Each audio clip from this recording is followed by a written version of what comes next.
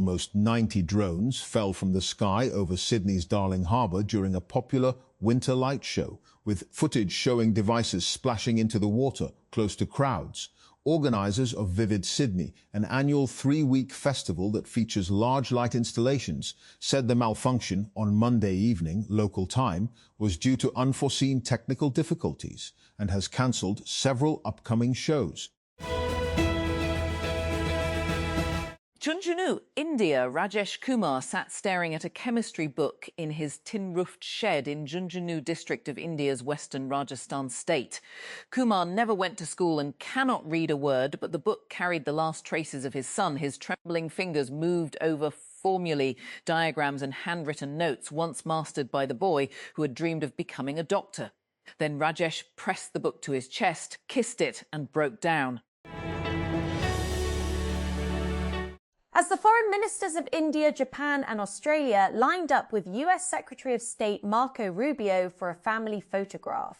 At the start of a meeting in New Delhi on Tuesday, their body language was stiff, with only the top Indian diplomat S. Jaishankar trying to smile. Their grouping, the Quadrilateral Security Dialogue Alliance, better known as the Quad, has not been very different in recent months. For nearly 2 decades, multiple iterations of the Quad have attempted to forge a collective plan to counterbalance China's rise in the Asia-Pacific.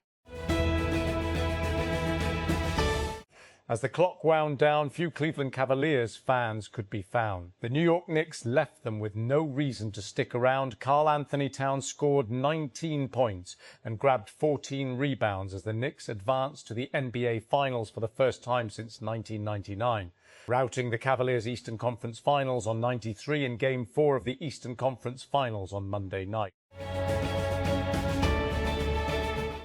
A long-awaited train service between Sukkur and Pano Akil is expected to begin operations within the next few weeks, while an additional e-coaster transport service will also be introduced between the two cities. The announcement was made by Sukkur District Council Chairman Syed Kumail to Sukkur Railway Station, where he reviewed arrangement the Lancers for the launch of the new Ho Jamalo train service. Pakistan has rejected the idea of joining the Abraham Accords amid renewed diplomatic pressure from the United States, reaffirming its long-standing position on non-recognition of Israel. Defense Minister Khawaja Asif stated that Pakistan would not support any agreement that involves normalization with Israel, reiterating that Islamabad's position is tied to the unresolved issue of Palestinian statehood. The Punjab government has reportedly deferred its plan to restore the original historical names of roads and streets in Lahore following criticism from certain groups, according to a report published by Dawn. The proposal was discussed during a meeting of the Lahore Heritage Areas Revival, LHR, held in March and jointly presided over by PMLN President Nawaz Sharif and Chief Minister of Punjab Mariam Nawaz. The meeting had approved the restoration of several original pre-partition names of roads and streets in Lahore and nearby areas. Foreign ministers of Australia, India, Japan and the US agreed to jointly build a port in Fiji and signed pacts covering critical minerals and energy security as they sought to inject fresh energy into the grouping. The brief meeting between the country's top diplomats, Australia's Penny Wong, India's S. Jaishankar, Japan's Toshimitsu Motegi and US Secretary of State Marco Rubio, was the third such gathering of the group known as Quad since September 2024. Saxophonist Sonny Rollins, who spent more than 2 years practicing in solitude as a young man on a windswept New York bridge to reinvent his playing and become one of the giants of jazz, died at the age of 95 on Monday. His publicist said Rollins had recorded the confidently titled Jazz Colossus album in 1956, but the saxophonist remained racked with self-doubt. Lahore. The Punjab government has deferred its decision to restore original historical names of roads and streets in Lahore, apparently on the pressure of some extremist elements. The Lahore Heritage Areas Revival, LAHR, held a huddle last March jointly presided over by PMLN President Nawaz Sharif and his daughter Chief Minister Mariam Nawaz. The meeting had approved restoration of original historical names of roads and streets in Lahore and its neighbourhood. Nawaz Sharif is the head of the LHR. United States forces have said they carried out attacks in southern Iran, describing the attacks as self-defense operations as top Iranian officials have traveled to Qatar for talks. Earlier, Iranian media reported explosions in the southern port city of Bandar Abbas, a strategic hub near the Strait of Hormuz, a global choke point through which a fifth of global oil and gas passes. United States Secretary of State Marco Rubio has said a potential deal to end the US-Israel war on Iran could take a few days to be agreed after US forces claim to have struck Iranian missile sites and boats laying mines in southern Iran amid talks in Qatar. There were some talks going on in Qatar today, so we'll see if we can make progress. I think it's a lot of talking back and forth going on about specific language in the initial document, so it'll take a few days. Rubio told reporters on Tuesday in Jaipur during a visit to India.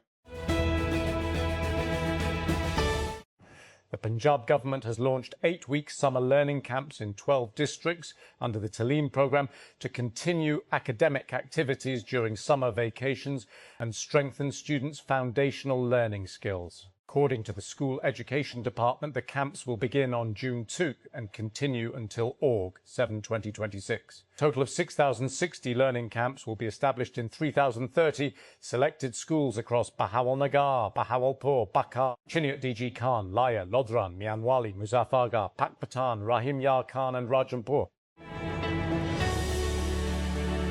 Pakistan's retail sector has witnessed a sharp decline in Eid-ul-Azha shopping this year as sales have crashed by 60% compared to last year due to inflation, rising fuel prices and high taxes. Eid-ul-Azha usually generates massive spending on sacrificial animals, clothing, footwear, electronics, gifts and food items.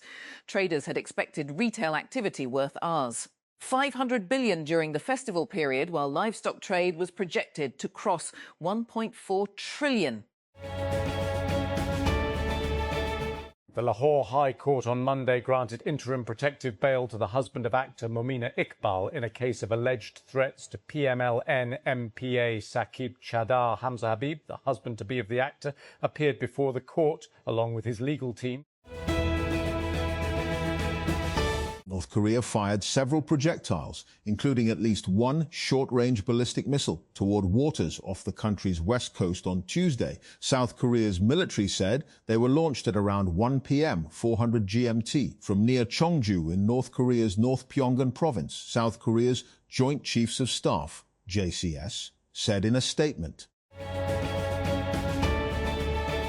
Huge numbers of Muslims prayed on Mount Arafat on Tuesday at the climax of the Hajj pilgrimage, as a punishing desert sun sent temperatures soaring towards 40 degrees Celsius. From daybreak, thousands of white-robed worshippers recited Quranic verses on the 70-metre rocky hill near Mecca, where Prophet Muhammad, peace be upon him, delivered his last sermon.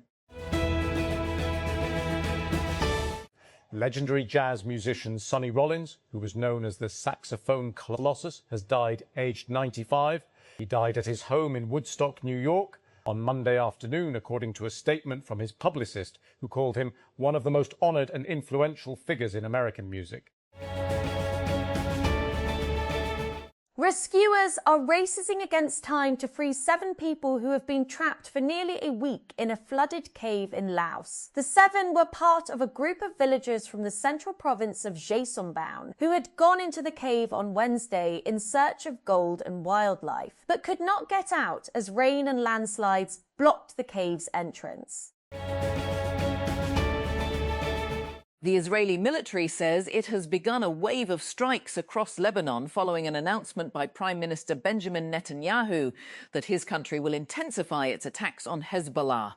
The Israel Defense Forces, IDF, said it had launched strikes against Hezbollah in the Bekaa Valley in the east of Lebanon and other parts of the country. China and Pakistan have reached a new broad consensus on deepening their strategic partnership, according to a joint statement issued by the countries at the end of Prime Minister Shehbaz Sharif's visit to Beijing. The statement, shared by the Foreign Office, FO on X, said the two sides engaged cordially and reached a new broad consensus on further deepening the China-Pakistan all-weather strategic cooperative partnership and on international and regional issues of mutual interest. Lahore. The Provincial Disaster Management Authority, PDMA, has directed district administrations to take precautionary measures due to a heat wave during Eid al-Azha holidays. According to the advisory, a heat wave is likely to persist from May 25 to May 31 under the influence of a high-pressure weather system forecast by the Pakistan Meteorological Department, PMD. Deputy Prime Minister and Foreign Minister Ishaq Dar arrived in New York to attend a high-level United Nations Security Council (UNSC) debate. The Foreign Office, FO, said on Tuesday. In a post on the social media platform X, the FO said that Dar will attend the debate, which was being convened under China's presidency of the UNSC. Cave divers are squeezing through narrow, flooded corridors in a delicate operation to reach 7 villagers trapped underground in a cave in Laos for nearly a week. The villagers went into the cave in the central Laotian province of Xaisomboon last Wednesday in search of gold, but heavy rain triggered flash flooding which blocked the exit, the Associated Press reported, citing Laos and Thai rescue teams. Peshawar Mansara, the Khyber Pakhtunkhwa police have chalked out a comprehensive security plan for Eid al-Azha, with over 50,000 personnel to be deployed for security across the province, keeping in view the worsening law and order situation in the region. Also, the department plans to adopt strict security arrangements for political and religious arrangements being finalised for Chinese, besides for Chinese nationals. Al-Dai-IR. Firefighting operations are continued for the third consecutive day on Monday to control wildfires in the mountainous areas of Bar Charai Talash in Lower Daya. Rescue officials said strong winds, intense heat, rising flames and difficult terrain were hampering efforts to extinguish the fires. Prime Minister Shehbaz Sharif on Tuesday hailed the finest hour of the friendship between Pakistan and China. He made the remarks while addressing a ceremony in Beijing marking the 75th anniversary of the establishment of diplomatic ties between the two countries. The Premier is currently on a 4-day official trip to the neighbouring country. Lahore, Pakistan Tehreek-e-Insaf, PTI, Farmers' Wing on Monday warned that Punjab's wheat crisis was deepening rapidly, claiming the growers are being forced to sell their yield at rates far below their production cost, while the government's wheat policy had completely failed, pushing farmers further towards financial ruin. During a press conference here, the PTI Farmers' Wing President, retired Majghulam Sarwar, and Secretary-General Mian Ejaz Shafi said that wheat growers suffered massive losses after being compelled to sell their yield at around 3,500 per mand, despite incurring a production cost of nearly €0 per mand. Lahore, the Punjab government has launched 8-week summer learning camps under the Taaleem programme in 12 districts of the province, starting from June 2, to provide continued academic support to students during the summer vacations. According to a notification issued by the School Education Department, a total of 6,060 learning camps will be established across 30 select schools in the districts of Bahawalnagar, Bahawalpur, Bakar, Chiniot, DG Khan, Laya, Lodran, Mianwali, Muzaffargarh, Pakpatan, Rahim Yar Khan and Rajanpur. Lahore. The Punjab government has deferred its decision to restore original historical names of roads and streets in Lahore, apparently under pressure of some extremist elements. The Lahore Heritage Area's revival, LHR held a huddle last March jointly presided over by PMLN President Nawaz Sharif and his daughter Chief Minister Maryam Nawaz. The meeting had approved restoration of original historical names of roads and streets in Lahore and its neighbourhood. Nawaz Sharif is the head of the LAHR.